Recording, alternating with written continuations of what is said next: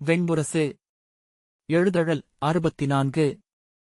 வாசிப்பது சந்தீப். 7. துளியிருள் 18.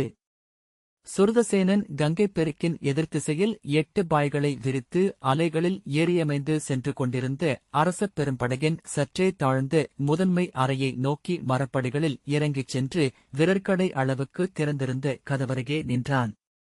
உள்ளே பிரதிவிந்தியனும் சௌனகரும் தாமியரும் துருபதனின் அமைச்சர் கருணரும் சொல்லாடிக் கொண்டிருந்தனர். அவர்கள் தன் வருகையை உணரும் பொருட்டு அவன் சற்று தயங்கினான். 4 உளவிசையுடன் உரையாடும் ஓசை எதுவும் அறைக்குள்ளிருந்து எழவில்லை.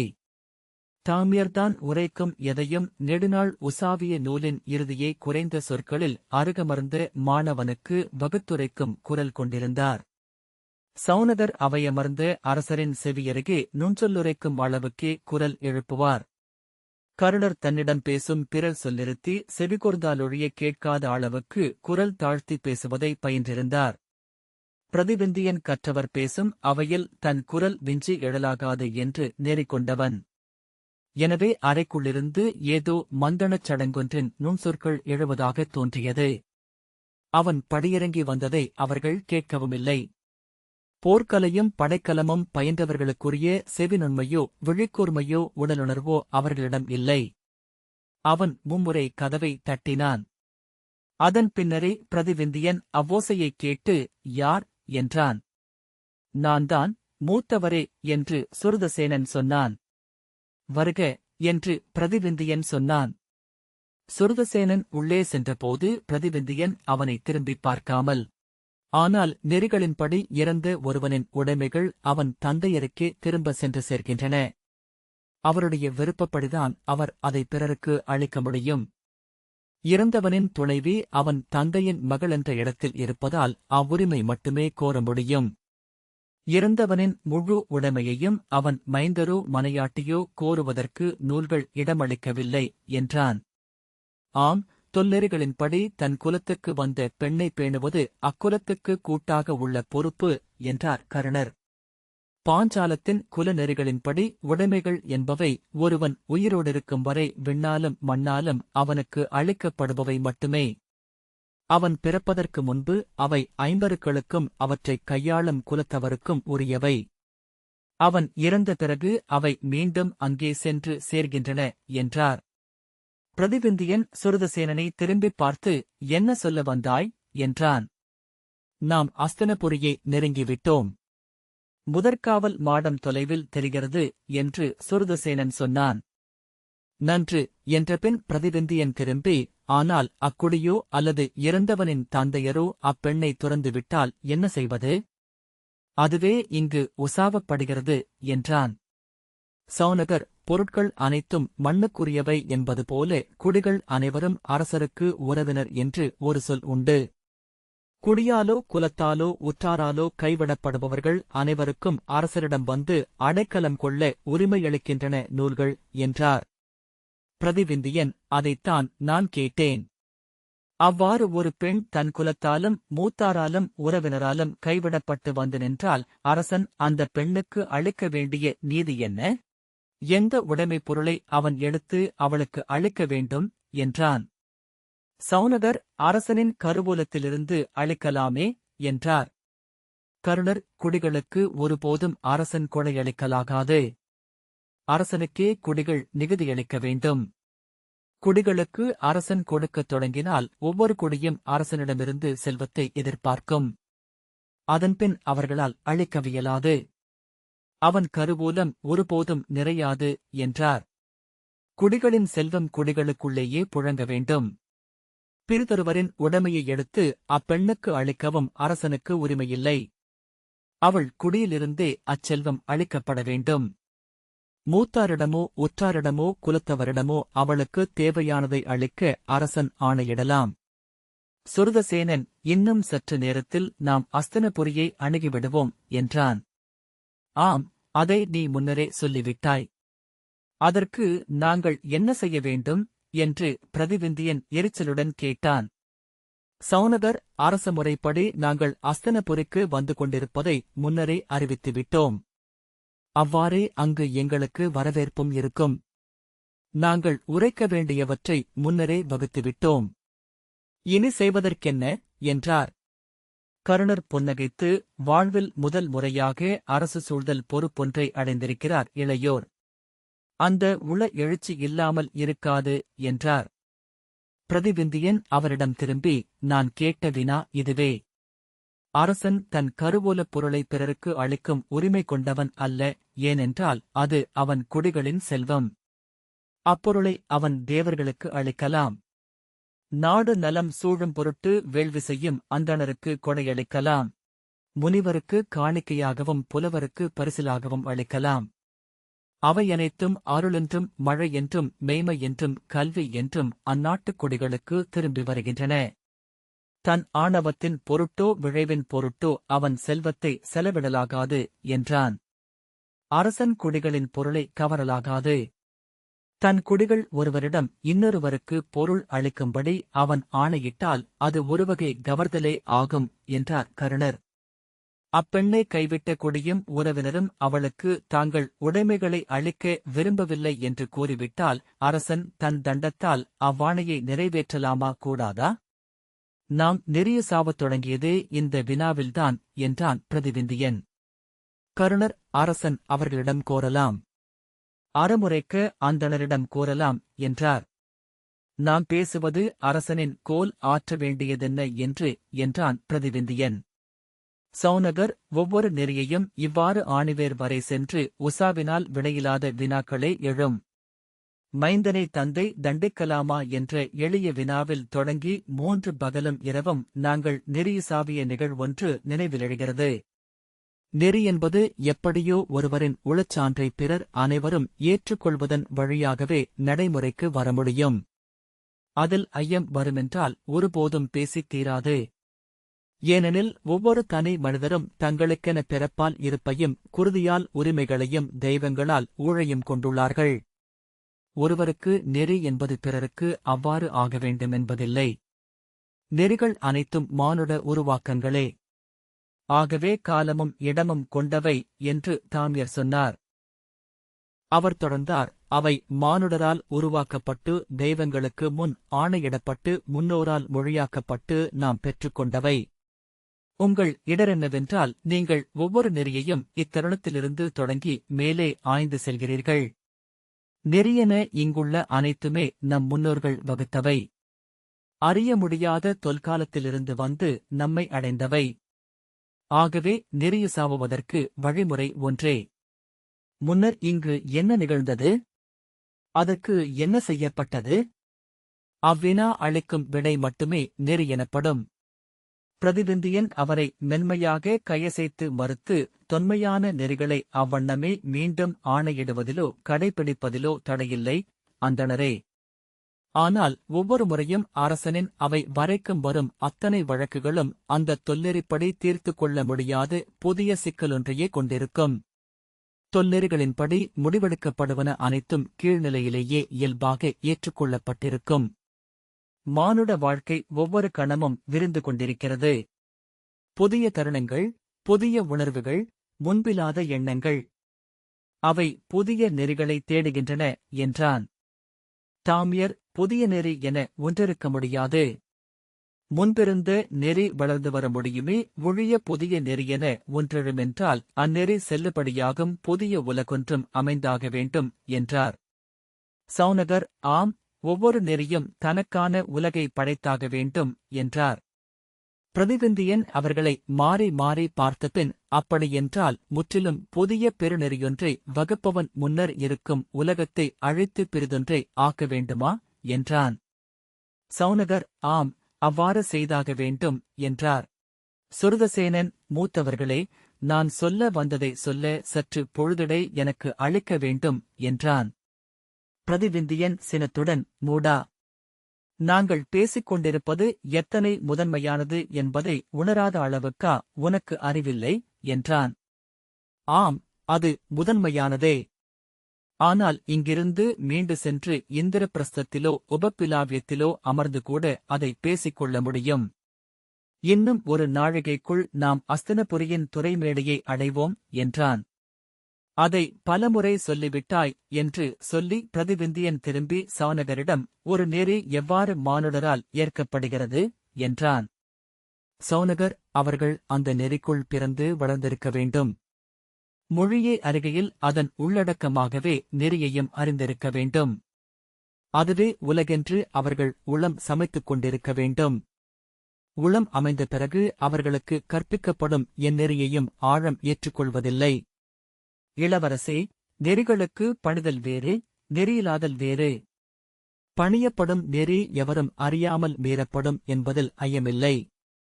ஆகும் நெறியே என்றும் திகழ்வது என்றார். அப்படியானால் அரசனின் கோல் எதற்கு என்றார் கருணர். அனைவரும் நெறியை ஏற்றுக்கொள்ள வேண்டுமென்பதில்லை. மானுட இயல்பில் நெறியை மீறும் ஒரு பகுதி என்றுமுண்டு. அதுவே எல்லைகளைக் கடந்து மெய்மையையும் தேடுகிறது. எந்நெறியையும் ஏற்றுக்கொள்ளாதவர்கள் எப்போதும் இருப்பார்கள். அவர்கள் மிகச்சிலரே. ஆனால் நெறியை ஏற்றுக்கொண்டவர்களை அவர்கள் துன்புறுத்துவதோ வென்றடக்குவதோ கூடாது. அரசனின் கோல் நெறிக்குக் காப்பு, நெறி சமைப்பதல்ல என்று சௌனகர் சொன்னார். அரசன் என்பவன் யார்? நெறியை ஏற்றுக்கொண்டவர்கள் அந்நெறியை நிலைநாட்டும் பொருட்டு உருவாக்கிக் கொண்ட மானுடப் படைக்கலம் மட்டும்தானே. தாம்யர், ஆம், அதை தெய்வங்களின் கையில் கொடுத்து மறுக்க முடியாததாக ஆக்குகிறார்கள் என்றார். சுருதசேனன், நான் என் செய்தியை சொல்லவில்லை என்றான். பிரதிவிந்தியன் சினத்துடன் எழுந்து, சரி, சொல். விரைந்து சொல்லிவிட்டு வெளியேறு என்றான். மூத்தவரே, நேற்று அஸ்தினபுரியின் துறைமேடையில் மூத்த யாதவராகிய பலராமர் வந்து இறங்கியிருக்கிறார் என்றான் சுருதசேனன். பலராமரா என்று கேட்டபடி சௌனகர் எழுந்தார். ஆம், அதற்கு முந்தைய நாள் நமது இளையோன் சர்வதன் இளைய யாதவரின் மைந்தர் சாம்பரை அழைத்துக் கொண்டு விரைவு படகில் வந்து அஸ்தினபுரியின் இளவரசி கிருஷ்ணையை கவர்ந்து செல்ல முயன்றிருக்கிறான். அங்க நாட்டரசர் கர்ணரின் மைந்தர் விருஷசேனரும் தம்பியரும் சேர்ந்து அவர்களை வென்று சிறைப்பிடித்தனர். சிறை மீட்டுச் செல்லும் பொருட்டு மூத்த யாதவர் அஸ்தினபுரிக்கு வந்தார் என்றான். சௌனகர் ஆர்வத்துடன், விந்தை! அப்படியென்றால் அஸ்தினபுரிக்கும் யாதவர்களுக்குமான படைக்கூட்டு முறிந்துவிட்டதா என்றார். முறிந்திருக்கும். ஆனால் தூது வந்த பலராமரின் காலில் துரியோதனர் பணிந்து வணங்கி தன் மகளை அவர் மைந்தனுக்கு அளிக்க ஒப்புக்கொண்டார். ஒரு சொல் கோரினால் தன் முடியையும் குடியையும் கொடிவழிகளையும் கூட ஆசிரியக் கொடையாக அளிப்பதாக கூறினார் என்கிறார்கள் தௌமியர். ஆம், அவர் அப்படித்தான் கூற முடியும். அவர் திருதராஷ்டிரின் மைந்தர் என்றார். பிரதிவிந்தியன் அவரை திரும்பி நோக்கிவிட்டு, இப்போது அங்கு என்ன நிகழ்கிறது என்றான். இன்றோ நாளையோ அஸ்தினபுரியில் மண நிகழ்வு கூடுகிறது. கிருஷ்ணையை முறைப்படி சாம்பருக்கு மணம் புரிந்து கொடுக்கப் போகிறார்கள். நாள் குறிப்பதைப் பற்றிய பேச்சுத்தான் இன்று பகல் முழுக்க அஸ்தினபுரியில் நிகழ்ந்திருக்கிறது என்றான் சுருதசேனன். விதுரர் அரசவையில் எழுந்து முறைப்படி அவள் இந்திரபிரஸ்தத்தின் யுதிஷ்டிரருக்கும் திருபதிக்கும் மகள், பாண்டவர் ஐவருக்கும் அவள் மேல் தந்தையுரிமை உண்டு. அவர்கள் வந்து நின்று கைப்பற்றி கொடுக்காமல் குடிமுறைப்படி திருமணம் நிறைவுறாது என்றார். அவர்கள் அஸ்தினபுரிக்குள் நுழைய மாட்டோம் என்று வஞ்சனம் உரைத்துள்ளார்கள் என்று சகுனி சொன்னார். ஆம், அவர்கள் அஸ்தினபுரிக்குள் நுழைய வேண்டுமென்றால் இந்திரபிரஸ்தம் திருப்பி அளிக்கப்பட வேண்டும். துரியோதனர் தன் சொல்லை கடைபிடிக்க வேண்டும் என்றார் சௌனகர். சுருதசேனன், அந்தப் பேச்சு இரவு வரை நீடித்தது.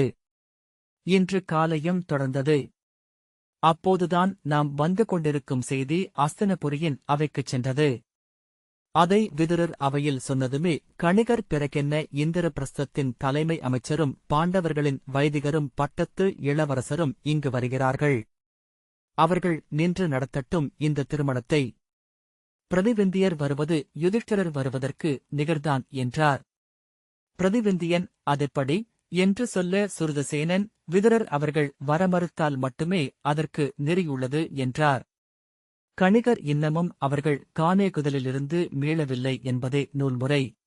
இந்திரபிரஸ்தத்திலோ அல்லது தங்களுக்கு முடியுரிமை உள்ள பிற நிலத்திலோ அவர்கள் கோல் கொண்டு அமைந்தாலொழிய நாம் அவர்களை அரசராக கருத வேண்டியதில்லை. அரசு துறந்து காட்டிலிருக்கையில் மைந்தர்களை மணச்சடங்குக்கு அனுப்பும் முறைமை உள்ளது என்றான். ஆனால் அவர்கள் உபப்பிலாவியத்தில் முடிசூட்டிக் கொண்டு விட்டார்களே என்று கருணர் சொன்னார். அதை அங்கு எவரும் சொல்லவில்லையா? சுருதசேனன் விதுரர் அனைத்து வழிகளிலும் சொல்லிப் பார்ப்பவர். ஆனால் கணிகர் மிக எளிதாக அதை கைவீசி விலக்கிவிட்டார். உபப்பிலாவியத்தில் மூத்த தந்தை முடிசூட்டிக் கொண்டதை அரசமர்தலென்று ஏற்க வேண்டியதில்லை, அது ஒரு நகர்கோள் மட்டுமே என்றார். அவர் முடிசூட்டிக் கொண்டபோது அவை அமர்ந்து அரிமலரிட்டு வாழ்த்திய க்ஷத்திரியர்கள் எவரெவர், அஸ்தின்புரியிலிருந்து அரச முறைப்படி எவர் சென்றனர் என்று அவர் கேட்டார். நாம் இங்கிருந்து செல்லாதபோது அது முடிசூட்டல் என்று ஆகுமா என்றார். நம்மைப் பொறுத்தவரை அவர்கள் இன்னும் காட்டிலேயே இருக்கிறார்கள், ஆகவே பிரதிவிந்தியர் வருகையே போதுமானது என்றார் கணிகர். அதை அவை ஏற்றுக்கொண்டது என்றான். பிரதிவிந்தியன் சலிப்புடன், என்ன செய்வது? நாமே அவர்கள் சந்தித்த இக்கட்டு ஒன்றிலிருந்து வலிந்து சென்று அவர்களை மீட்கிறோம் என்று தோன்றுகிறது என்றான். கருணர், இக்கணமே நாம் திரும்பிச் செல்ல வேண்டுமென்றுதான் எனக்குத் தோன்றுகிறது. நாம் வந்தது நம் இறுதி எச்சரிக்கைச் செய்தியை அரசருக்குச் சொல்லி அவர் மறுப்பாரென்றால் அதை போர் அறைகூவலாக மாற்றி அஸ்தினபுரியின் பேரவையில் அறிவிக்கும் பொருட்டு. இந்திரபிரஸ்தம் அஸ்தினபுரிக்கு இறுதிச்சொல் அளித்துள்ளது. போரென அது எழவும் கூடுமென்று பாரதவர்ஷத்தின் அரசர்கள் அனைவரும் அறிய வேண்டுமென்பதற்காகவே பேரமைச்சரும் அந்தணரும் இளவரசருமாக இந்த தூதுக்குழு அமைக்கப்பட்டது என்றார். ஆனால் நாம் சென்று இறங்குகையில் இந்திரபிரஸ்தத்திலிருந்து இளவரசிக்கு சீர்வரிசையுடன் வந்த மணமங்கலக் குழு என்றே கருதப்படுவோம். நமக்களிக்கும் வரவேற்பும் நகருலாவும் அவ்வாறே காட்டப்படும் என்றார் கருணர். சௌனகர், ஆம், கருணர் கூறுவதும் சரி என்றே தோன்றுகிறது. நம்மை இந்த திருமணத்தில் பங்கேற்பதற்காக அரசர் அனுப்பவில்லை. அங்கு சென்று இறங்கினால் அத்திருமணத்தை நாம் தவிர்க்க முடியாது என்றார். தாமியர், நானும் அவ்வாறே எண்ணுகிறேன். நாம் திரும்பிச் செல்வதே முறை. மாமன்னரின் ஆணை நமக்கில்லை. நாளை அவர் எந்த பொறுப்பில் இதை செய்தீர்கள் என்று கேட்டால் மறுமொழியில்லை நம்மிடம் என்றார். பிரதிவிந்தியன் சுருதசேனனை நோக்கி திரும்ப, சுருதசேனன், என் சொற்களை கேட்கிறீர்களா மூத்தவரே என்றான். மூடா, உன்னிடம் கேட்காமல் நான் எப்போதாவது முடிவெடுத்திருக்கிறேனா? அறிவிலி போலத்தான் ஒவ்வொரு முறையும் பேசுகிறாய் என்று பிரதிவிந்தியன் சொன்னான். மூத்தவரே, இத்தருணத்தில் நம் தங்கையின் திருமணத்தை நம் தந்தையின் உருவாக நின்று நிகழ்த்தி வைப்பது உங்கள் பொறுப்பு. எவ்வகையில் நிகழ்ந்தாலும் அவள் விரும்பிய வண்ணம் ஓர் ஆண்மகனை கைப்பிடிக்கிறாள். அது நமக்கு உவப்பூட்டுவதே என்றான் சுருதசேனன். திருமணங்களை அரசு சூழலின் காய்நகர்வுகளென்று எண்ண க்ஷத்திரியர்கள் பயிற்றுவிக்கப்படுகிறார்கள். ஆனால் மங்கை தன் குழுனரை கைப்பிடிக்கும் அத்தருணத்தில் சூழ்ந்து நின்றிருக்கும் கந்தர்வர்களுக்கோ தேவர்களுக்கோ அவ்வரசியல் சற்றும் தெரியாது. இங்கிருந்து நீங்கள் திரும்பிச் செல்வதென்பது இத்திருமணத்தை நம் குடி புறக்கணித்துச் செல்வது. கிருஷ்ணை நன் குடியால் தவிர்க்கப்படும் பிழை என்ன செய்தாள்? நமக்கும் அவளுக்குமான உறவென்பது இந்த மண்ணாலோ இதை ஆளும் செல்வத்தாலோ ஆனதல்ல, குருதியால் ஆனது. 100,000 முறை வாளால் வெட்டினாலும் நதியை துண்டுகளாக்க முடியாது என்பார்கள் என்று சுருதசேனன் சொன்னான். ஆம், நன்று சொன்னாய். நான் எண்ணியதும் அதுவேதான்.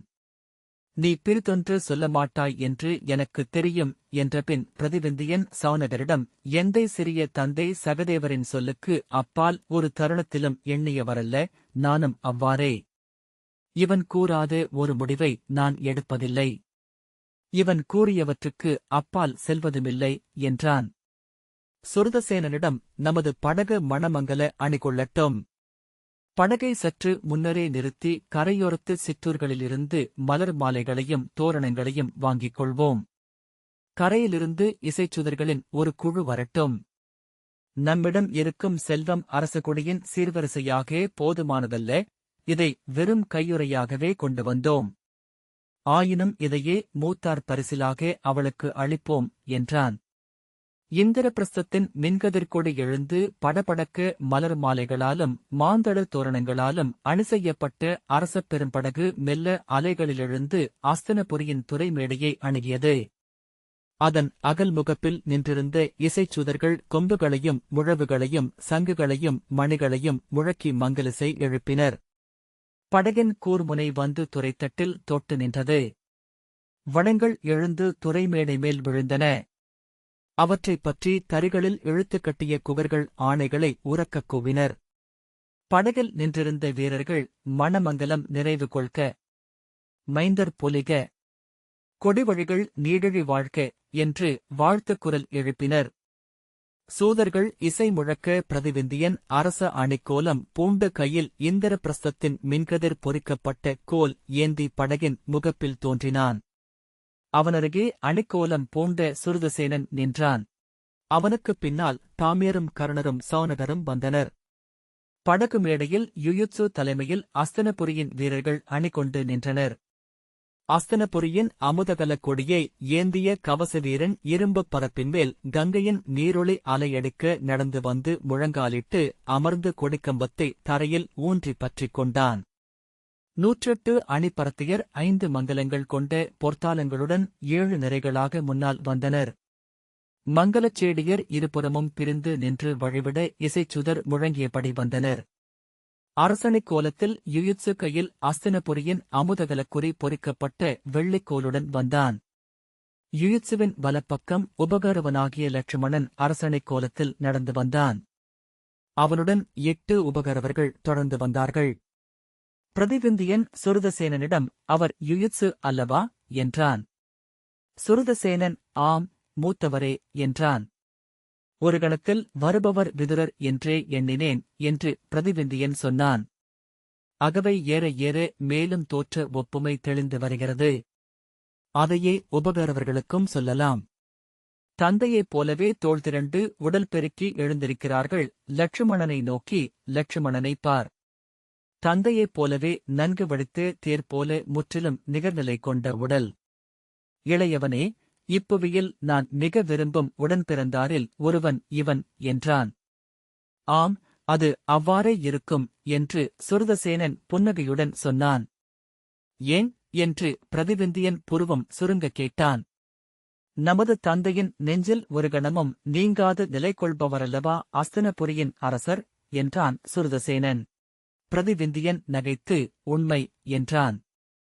நடைமேடை நீண்டு வந்து படகைத் தொட்டது. அதை பொருத்திக் கட்டிய குகர்கள் இருபுறமும் விலகி வணங்கினர். தாமியர் பொற்கலத்தில் கங்கை நீர் ஏந்தியபடி வலக்கால் எடுத்து வைத்து முன்னால் சென்றார். அவருடைய 3 மாணவர்கள் கங்கை நீரேந்திய பொற்கலங்களுடன் அவரைத் தொடர்ந்து சென்றனர். அஸ்தனபுரியின் அணிநிரையிலிருந்து 7 வைதிகர்கள் பொற்கலங்களில் கங்கை நீருடன் முன்னால் வந்து தாமியரை வரவேற்றனர். தாமியர் வேதம் ஓதி கங்கை நீரை யுயுத்சுவின் மீது தெளித்து வாழ்த்தினார். அந்தணர் குழு வலப்பக்கமாக விலகி நின்று வேதம் ஓதிக்கொண்டிருக்க கைகூப்பியபடி பிரதிவிந்தியன் நடைபாலத்தின் மேலேறி அஸ்தனபுரியின் மண்ணில் வலக்காலெடுத்து வைத்தான்.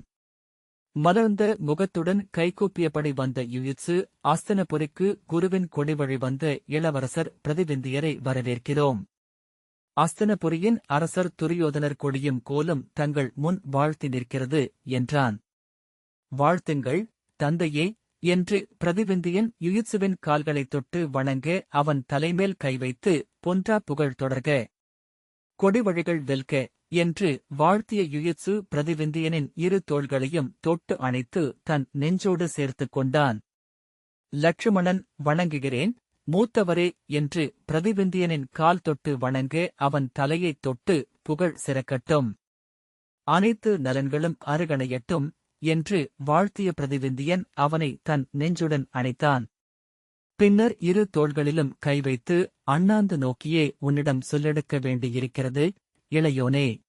சுதசோமனும் சர்வதனும் நீயும் நிகரான உடல் கொண்டவர்களாக இருக்கிறீர்கள் என்ற பின்னால் நின்றிருந்த உபகோரவர்களைப் பார்த்து, அத்தனை பேரும் பேரிடல் கொண்டிருக்கிறீர்கள். அஸ்தனபுரியில் எந்நேரமும் அடுமனை எரிந்து கொண்டிருக்கிறது போலும் என்றான். அவர்கள் நாணத்துடன் நகைத்து ஒவ்வொருவராக வந்து பிரதிவிந்தியன் கால்களைத் தொட்டு வணங்கி வாழ்த்து பெற்றனர். சுருதசேனன் யுயுத்சுவை வணங்க தலை தொட்டு வாழ்த்தி, தந்தை தவம் செய்து ஈட்டிய அழகும் இனிமையும் தனையனாக இருப்பதனால் மட்டும் இவனுக்கு வந்துவிட்டது என்றான். சௌனகரும் கர்ணரும் முன்னால் வர லட்சுமணனும் இளையோரும் அவர்களை அணுகி தாழ்பணிந்து வணங்கி வாழ்த்து கொண்டார்கள். நகரலாவாக நாம் அரண்மனைக்கு செல்கிறோம். அணித்தேர்களும் பட்டத்து யானையும் கோட்டை முகப்பில் ஒருங்கி நிற்கின்றன. இங்கிருந்து விரைவுத் தேரில் சென்று அஸ்தினபுரிக்குள் நுழைகிறோம் என்றான் யுயுத்சு. தாங்கள் நுழைவது மூத்தவர் யுதிஷ்டிரர் நகர் நுழைவது போல. அஸ்தினபுரியின் குடிகள் அனைவரும் தெருக்களில் திரண்டுள்ளார்கள்.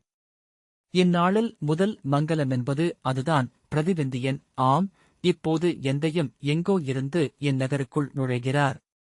என் சொற்களில் எழுந்து தன் மகளை வாழ்த்துகிறார் என்றான். இந்த வாசிப்பை கேட்டதற்கு நன்றி.